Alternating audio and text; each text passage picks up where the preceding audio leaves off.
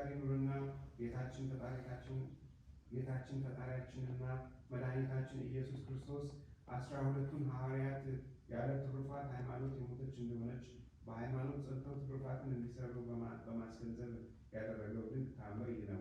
ወንድሞቼ ሆይ እኔ ፍርድ መስጠቱን ምንም የማልተውበት የፍርድ ቀን ሳይደርስ ንቁ፣ ትጉ።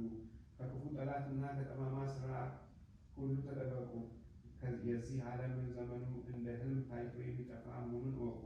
ሙሽራ ከመምጣቱ አስቀድማችሁ ልብሶቻችሁን አጥባችሁ አንጿቸው።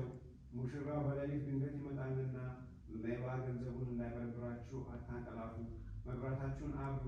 ወንጌል ክብራቸውን ያስታወሰላቸውን 5 ብልሆች ደናግልን ውሰዷቸው።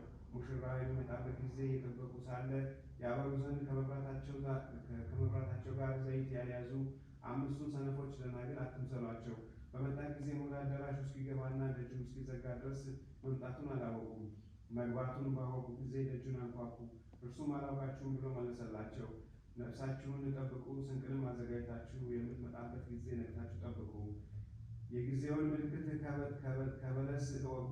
የለመለመች እንደሆነ ክረምቱ አልፎ የበጋ ወራት እንደደረሰ ታውቃላችሁና፣ እንደዚሁ ለፍርድ የሚመጣበት ጊዜ እንደደረሰ ታውቁ ዘንድ ይገባል።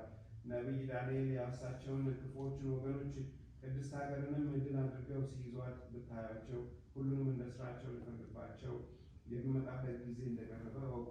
የምነሳበት ቀን በሚያዝያ ወር መግቢያ ላይ እንደሚሆን እወቁ። በመነሳቴ መዓልት ከኃጢአቱ ፍዳ አድነዋለሁ። በእኔ አርአያና አምሳል ተጠራዋለሁና በዚችም ቀን ሁሉም እንደ ስራው ፍርድ የሚቀበልበት ነው። ያቺ ዕለት እግዚአብሔር ዓለም የፈጠረባት የዕለታት ሁሉ በኩር ናት። በዚችም ቀን የሥራ ሁሉ ፍጻሜ ይሆናል።